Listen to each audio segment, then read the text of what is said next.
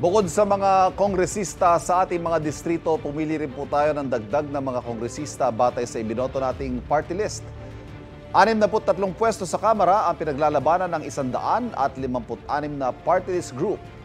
Ang ilang grupo siguradong maisa ng pwesto dahil nakuha na nila yung minimum na required na minimum 2% ng kabuuan ng mga boto. Sa ilalim po ng Party List System Act, hanggang 3 pwesto ang pwede nilang makuha.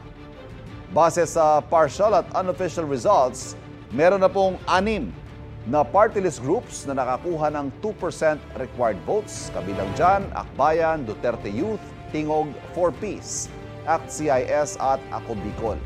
Ang 6 na grupong yan pwede pa makakuha ng 1 o 2 pang pwesto depende sa porsyento ng botong kanilang makukuha. Kukwentahin po yan batay sa formula sa ruling ng Korte Suprema sa Banat versus Comelec. Meron ding bentahe para sa mga nangungunang party list dahil pwede pa silang madagdagan ng pwesto mula sa total available seats. Ang mga natitirang pwesto ibibigay sa iba pang party list na hindi nakakuha ng required na 2%. Ang alokasyon depende sa dami ng botong kanila nakuha hanggang sa mapuno yung 63 party list seats sa Kamara.